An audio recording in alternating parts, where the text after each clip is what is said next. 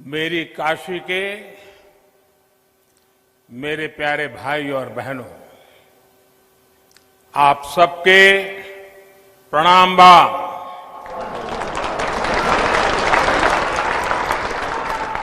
विशेषकर राजा तालाब, मिर्जा मुराद, कछवा, कपसेठी, रोहनिया, सेवापुरी क्षेत्र के अन्न देवता लोगन के प्रणाम हो।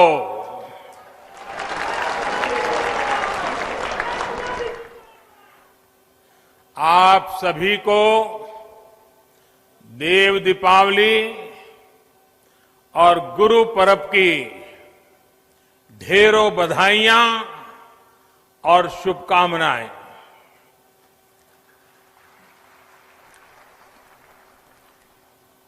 उत्तर प्रदेश के मुख्यमंत्री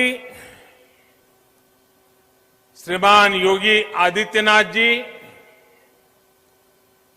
उप मुख्यमंत्री श्री केशव प्रसाद मौर्य जी, संसद में मेरे साथी भाई रमेश चंद जी और विशाल संख्या में पधारे हुए काशी के मेरे प्यारे भाइयों और बहनों, देव दीपावली और गुरु नानक देव जी के प्रकाशोत्सव पर आज काशी को आधुनिक इंफ्रास्ट्रक्चर का एक और उपहार मिल रहा है।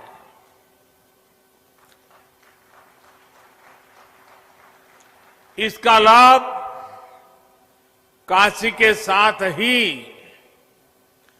प्रयागराज के लोगों को भी होगा। आप सभी को बहुत बहुत बधाई।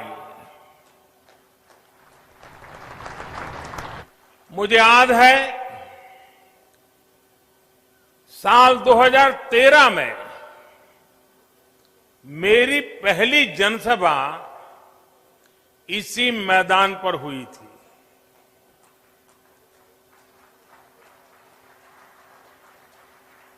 और तब यहां से गुजरने वाला हाईवे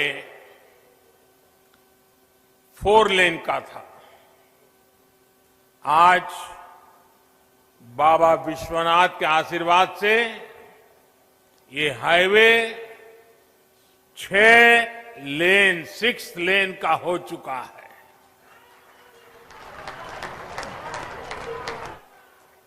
पहले जो लोग हंडिया से राजा तालाब आते जाते थे, उन्हें पता है इस हाईवे पर कितनी ज्यादा मुश्किलें आती थी। जगह जगह जाम, बहुत धीमे ट्रैफिक, दिल्ली और दूसरे शहरों से भी जो लोग आते थे वो इस रास्ते पर आकर परेशान हो जाते थे।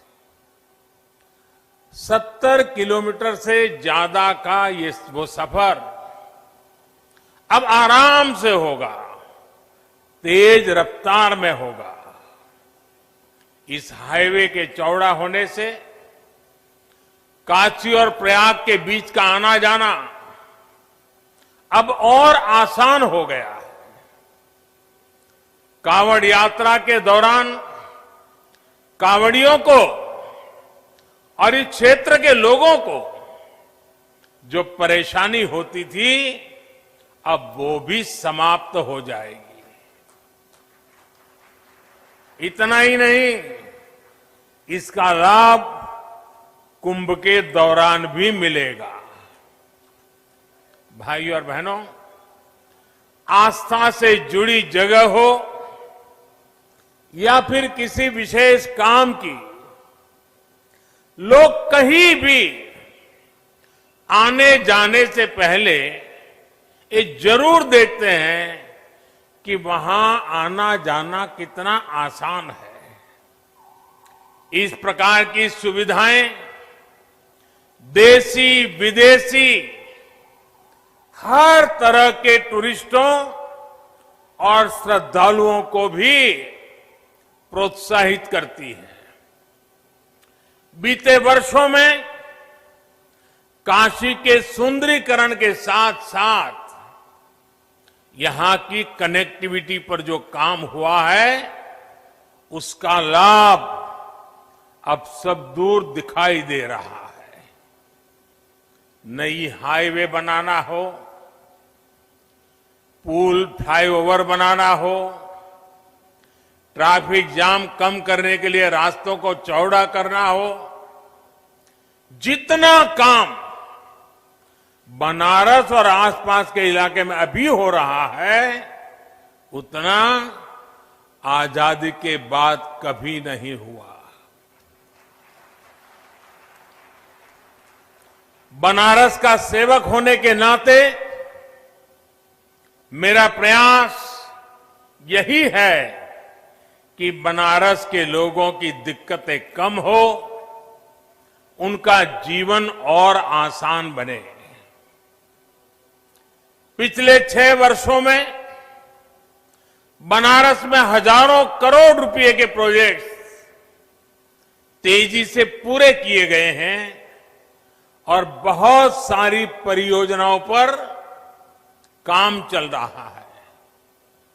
एयरपोर्ट से शहर को जोड़ने वाली सड़क आज बनारस में विकास कार्यों की पहचान बन गई है।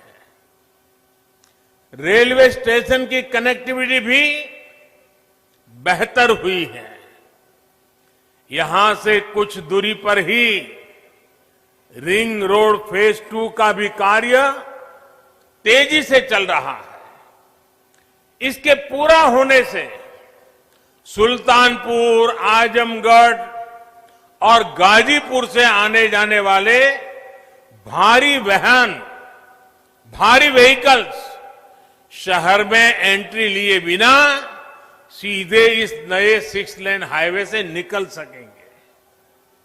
वहीं जिन दूसरे हाईवे पर निर्माण कार्य चल रहा है, वो भी जल्द ही पूरा करने का प्रयास किया जा रहा है। इन हाईवे के बनने से वाराणसी, लखनऊ, आजमगढ़ और गोरखपुर की यात्रा और आसान हो जाएगी। भाई और बहनों, अच्छी सड़कें, अच्छे रेल मार्ग, अच्छी और सस्ती हवाई सुविधाएं ये समाज के हर वर्ग को सुविधा देती है। विशेष तौर पर गरीब को, छोटे उद्यमियों को, मध्यम वर्ग को इसका सबसे ज्यादा लाभ मिलता है। जब निर्माण कार्य चलता है तो अनेक लोगों को रोजगार मिलता है। जब ये प्रोजेक्ट बनकर तैयार होते हैं तो समय बचता है, खर्च कम होता और परेशानी भी कम होती है। कोरोना के इस समय में भी श्रमिक साथियों के लिए रोजगार का बहुत बड़ा माध्यम इंफ्रास्ट्रक्चर के ये प्रोजेक्ट ही बने हैं। भाई और बहनों, मुझे खुशी है कि उत्तर प्रदेश में योगी जी और उनकी पूरी टीम ने सरकार बनने के बाद यहां भी इंफ्रास्ट्रक्चर निर्माण में अभूतपूर्व तेजी आई है। पहले उत्तर प्रदेश के इंफ्रास्ट्रक्चर की स्थिति क्या थी, ये आप सभी भली भांति जानते हैं। आज उत्तर प्रदेश की पहचान एक्सप्रेस प्रदेश के रूप में सशक्त हो रही है।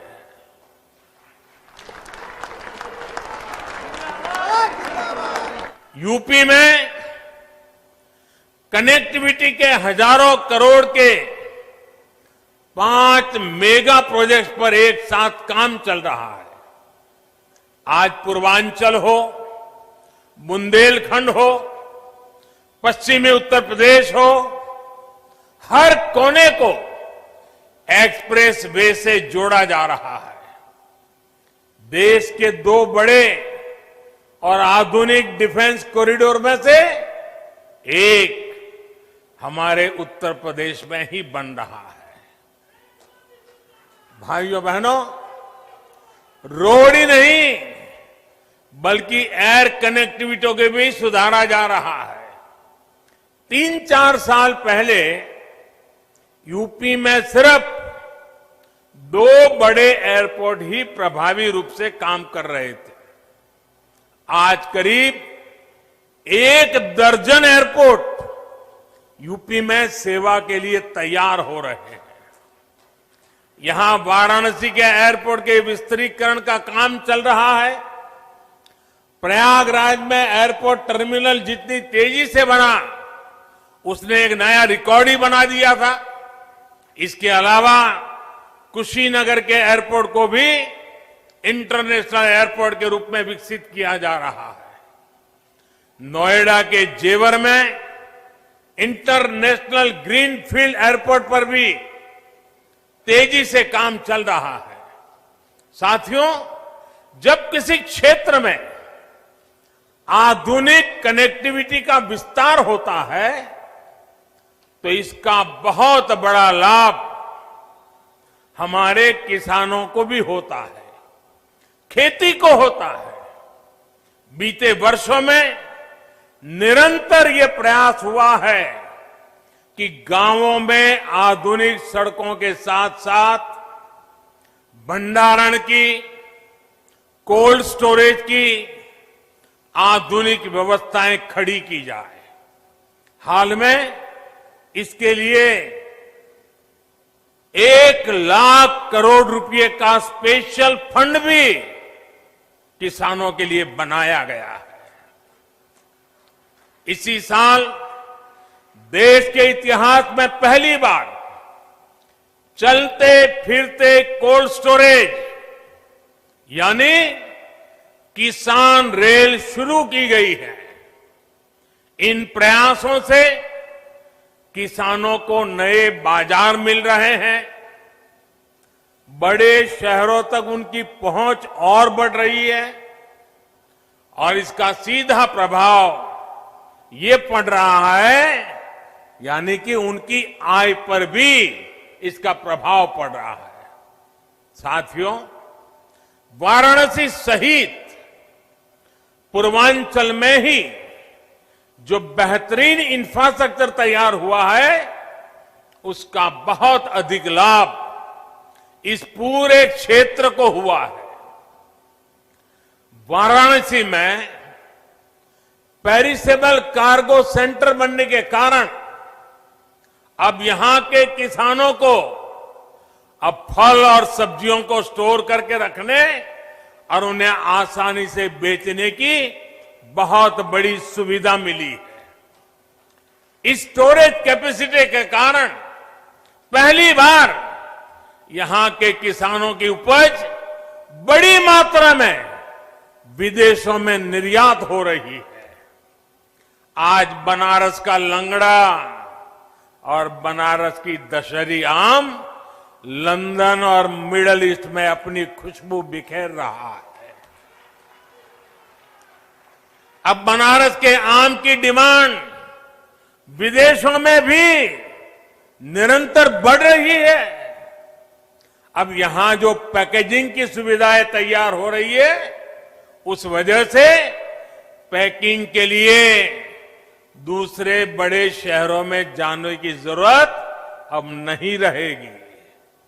आम के अलावा इस साल यहां की ताजा सब्जियां भी दुबई और लंदन पहुंची है। ये एक्सपोर्ट हवाई मार्ग से हुआ है, यानी बेहतर हवाई सेवाओं का सीधा लाभ यहां के छोटे से छोटे किसानों को हो रहा है। गंगा जी पर जो देश का पहला इनलैंड वाटरवे है, इसका उपयोग किसानों की उपज के ट्रांसपोर्ट के लिए अधिक से अधिक कैसे हो, इस पर भी काम हो रहा है। साथियों, सरकार के प्रयासों और आधुनिक इंफ्रास्ट्रक्चर से किसानों को कितना लाभ हो रहा है, इसका एक बेहतरीन उदाहरण चंदौली का काला चावल, ब्लैक राइस है। ये चावल चंदौली के किसानों के घरों में समृद्धि लेकर के आ रहा है। चंदौली के किसानों की आय को बढ़ाने के लिए 2 साल पहले काले चावल की एक वैरायटी का प्रयोग यहां किया गया था।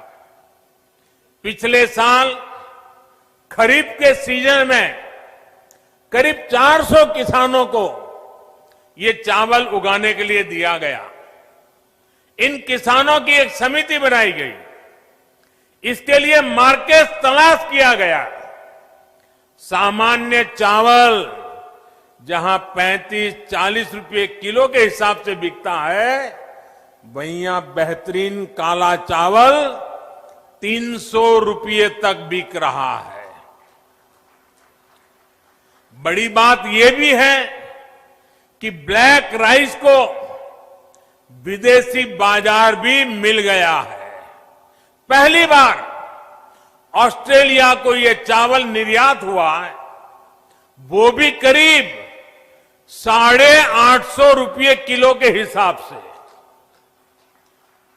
यानी जहां धान का एमएसपी 1800 रुपये है, वहीं काला चावल 8,500 रुपये प्रति क्विंटल बिका है। मुझे बताया गया है कि इस कामयाबी को देखते हुए इस बार के सीजन में लगभग 1000 किसान परिवार काले चावल की खेती कर रहे हैं। भाइयों और बहनों, किसान को आधुनिक सुविधाएं देना, छोटे किसानों को संगठित करके उनको बड़ी ताकत बनाना, किसानों की आय बढ़ाने के प्रयास निरंतर जारी है। बीते सालों में फसल बीमा हो या सिंचाई, बीज हो या बाजार, हर स्तर पर काम किया गया है। प्रधानमंत्री फसल बीमा योजना से देश के लगभग 4 करोड़ किसान परिवारों की मदद हुई है। प्रधानमंत्री कृषि सिंचाई योजना से लगभग 87 लाख हेक्टेयर जमीन माइक्रो इरिगेशन के दायरे में आ चुकी है। लगभग 77,000 करोड़ रुपए के इरिगेशन प्रोजेक्ट पर तेजी से काम चल रहा है। लेकिन साथियों, सफल प्रकल्प ही काफी नहीं होते। इसके साथ साथ किसानों को उस बड़े और व्यापक मार्केट का लाभ भी मिलना चाहिए जो हमारा देश, दुनिया के बड़े बाजार हमारे किसानों को उपलब्ध कराते हैं। इसलिए विकल्प के माध्यम से किसानों को सशक्त करने का रास्ता अपनाया गया है। किसान हित में किए गए कृषि सुधार ऐसे ही विकल्प किसान को देते हैं। अगर किसान को कोई ऐसा खरीदार मिल जाए जो सीधा खेत से उपज उठाए, जो ट्रांसपोर्ट से लेकर लॉजिस्टिक के हर प्रबंध करे और बेहतर कीमत दे, तो क्या किसान को अपनी उपज उसे बेचने की आजादी मिलनी चाहिए कि नहीं मिलनी चाहिए?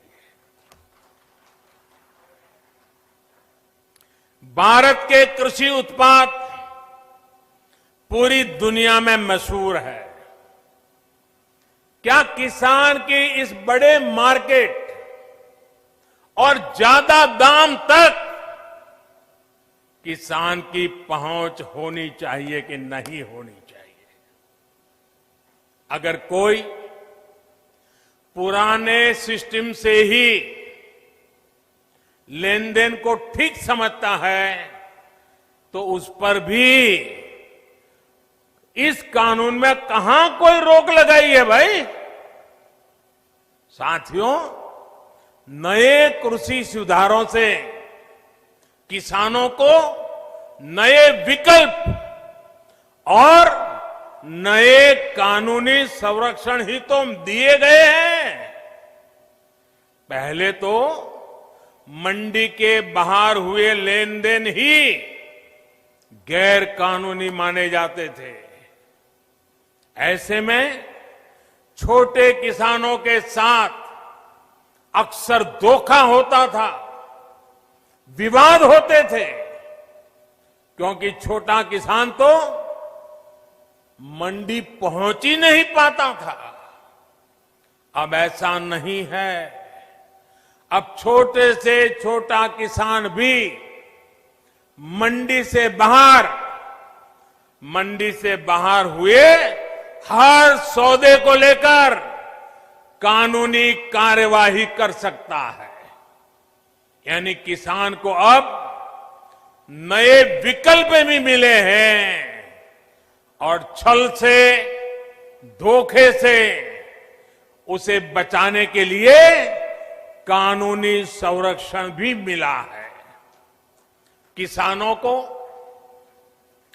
प्रकल्प के साथ ही नए विकल्प देने से ही हमारे कृषि क्षेत्र का कायाकल्प हो सकता है। सरकार की तरफ से प्रकल्प, किसान के लिए विकल्प, और दोनों साथ साथ चले तभी देश का कायाकल्प होता है। साथियों, सरकारें नीतियां बनाती हैं, कानून कायदे बनाते हैं। नीतियां और कानूनों को समर्थन भी मिलता है तो कुछ सवाल भी स्वाभाविक ही है।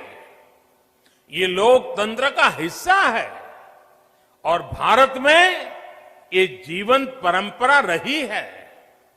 लेकिन पिछले कुछ समय से एक अलग ही ट्रेंड देश में देखने को मिल रहा है। काशी के आप सभी जागरूक साथियों ने भी ये जरूर अनुभव किया होगा।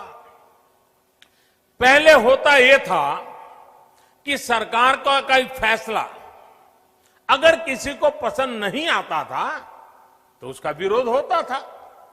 लेकिन बीते कुछ समय से हम एक नया ट्रेंड देख रहे हैं। हम अब देख रहे हैं कि अब विरोध का आधार फैसला नहीं, बल्कि भ्रम फैलाकर, आशंकाएं फैलाकर, फिर तो भविष्य में ऐसा होगा, फिर तो भविष्य में ऐसा होगा, अब तो ये होने वाला है, उसको आधार बनाया जा रहा है। अपप्रचार किया जाता है कि भाई फैसला तो ठीक है, लेकिन पता नहीं इससे आगे चलकर क्या क्या होगा, और फिर कहते हैं ऐसा होगा।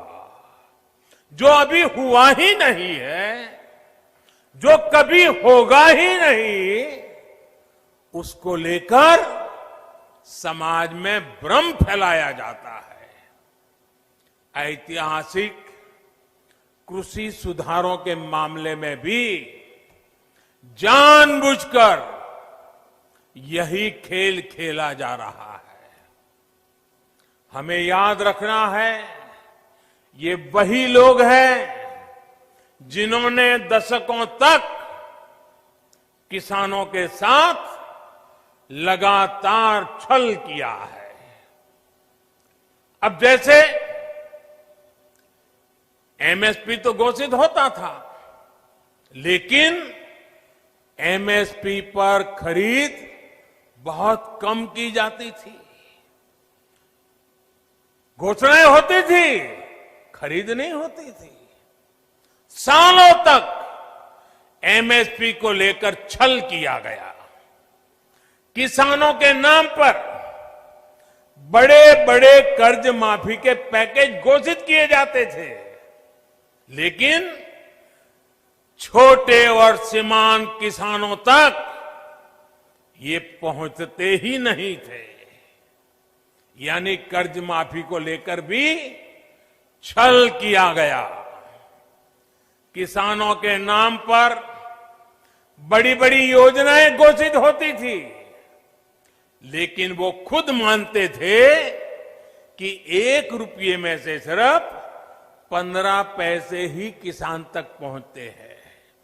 यानी योजनाओं के नाम पर छल, किसानों के नाम पर खाद पर बहुत बड़ी सब्सिडी दी गई, लेकिन ये फर्टिलाइजर खेत से ज्यादा काला बाजारियों के पास पहुंच जाता था। यानी यूरिया खाद के नाम पर भी छल। किसानों को प्रोडक्टिविटी बढ़ाने के लिए कहा गया, लेकिन प्रॉफिटेबिलिटी किसान के बजाय किसी और की सुनिश्चित की गई। पहले वोट के लिए वादा और फिर छल, यही खेल लंबे समय तक देश में चलता रहा है। साथियों, जब इतिहास छल का रहा हो, तब 2 बातें बड़ी स्वाभाविक है।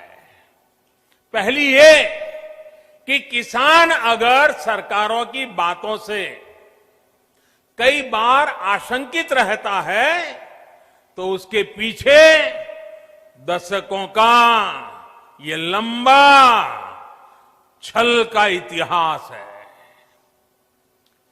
और दूसरी ये कि जिन्होंने वादे तोड़े, छल किया, उनके लिए ये झूठ फैलाना एक प्रकार से आदत बन गई है, मजबूरी बन चुका है। जो पहले होता था वैसा ही अब भी होने वाला है, क्योंकि उन्होंने ऐसा ही किया था।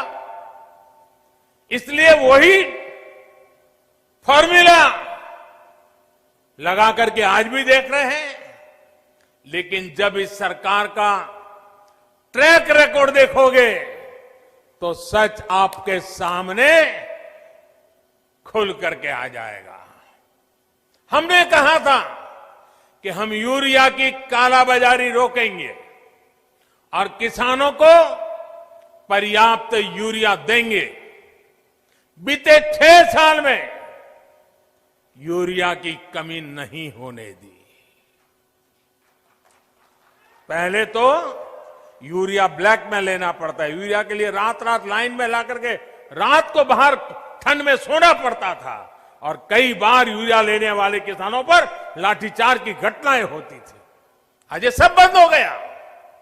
यहां तक कि कोरोना लॉकडाउन तक, उसमें भी जब लगभग हर गतिविधि बंद थी, तब भी हमने यूरिया पहुंचाने में दिक्कत नहीं आने दी गई।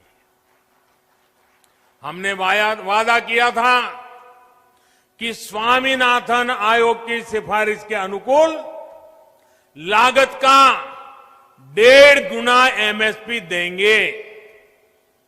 ये वादा सिर्फ कागज पर ही नहीं, ये वादा हमने पूरा किया। और इतना ही नहीं, किसान के बैंक खाते तक पैसे पहुंचे, इसका प्रबंध किया। साथियों, सिर्फ दाल की ही बात करें, पल्सीज की बात करें, 2014 से पहले के 5 सालों में हमारे जो पहले वाली सरकार थी उसके 5 सालों में लगभग 650 करोड़ रुपए की ही दाल किसान से खरीदी गई थी। कितनी? 650 करोड़। कितना भैया? जरा बताइए, पूरे देश में कितना? 650 करोड़। लेकिन हमने 5 साल में क्या किया आकर के? हमारे 5 सालों में हमने लगभग 49,000 करोड़, 49,000 करोड़, यानी करीब करीब 50,000 करोड़ रुपए की दालें एमएसपी पर खरीदी है। यानी लगभग 75 गुना बढ़ोतरी।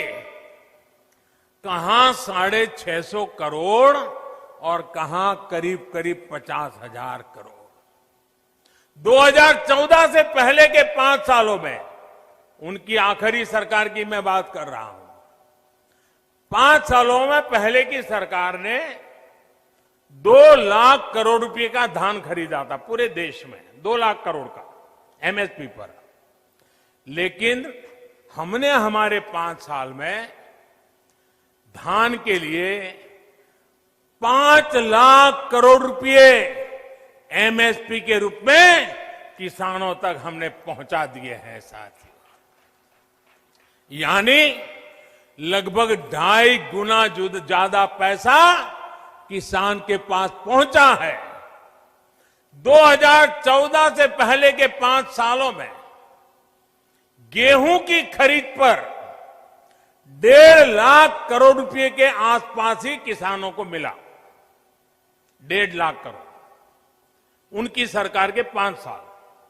हमने 5 साल में गेहूं पर 3 लाख करोड़ रुपए किसानों को एमएसपी का मिल चुका है, यानी लगभग 2 गुना। अब आप ही बताइए कि अगर मंडियां और एमएसपी को ही हटाना था तो इतनी बड़ी हम ताकत क्यों देते भाई? हम इन पर इतना निवेश ही क्यों करते? हमारी सरकार तो मंडियों को और आधुनिक बनाने के लिए, मजबूत बनाने के लिए करोड़ों रुपए खर्च कर रही है। भाइयों और बहनों, आपको याद रखना है, यही लोग हैं जो पीएम किसान सम्मान निधि को लेकर ये लोग हर गली मोहल्ले में, हर प्रेस कॉन्फ्रेंस में, हर ट्विटर में सवाल उठाते थे। ये लोग अफवाह फैलाते थे, ये मोदी है, ये चुनाव है ना, इसलिए ये किसान सम्मान निधि लेके आया है, ये 2,000 रुपया एक बार दे देगा, दोबारा कभी नहीं देगा। दूसरा झूठ चलाया कि ये 2,000 अभी दे रहा है, लेकिन चुनाव पूरा हो गया या तब ब्याज समेत वापस ले लेगा। आप हैरान हो जाएंगे, एक राज्य में तो इतना झूठ फैलाया कि किसानों ने कहा भाई हमें 2,000 रुपये नहीं चाहिए। यहां तक झूठ फैलाया। कुछ राज्य ऐसे भी हैं, एक राज्य जो किसान के नाम से बातें कर रहे हैं, उन्होंने तो प्रधानमंत्री किसान सम्मान निधि योजना को अपने राज्य में लागू ही नहीं होने दिया, क्योंकि अगर ये पैसा किसानों के पास पहुंच गया और कहीं मोदी का जय जयकार हो गया तो फिर तो हमारी राजनीति खत्म हो जाएगी। किसानों के जेब में पैसा नहीं जाने दिया। मैं उन राज्य के किसानों से कहना चाहता हूं, आने वाले समय में जब भी हमारी सरकार बनेगी, ये पैसा भी मैं वहां के किसानों को दे के रहूंगा।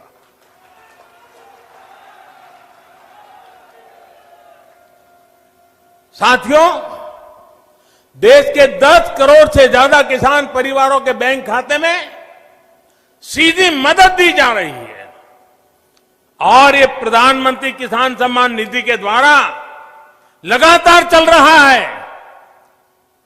साल में 3 बार देते हैं और अब तक 1 लाख करोड़ रुपया सीधा किसानों के बैंक खाते में पहुंच चुका है।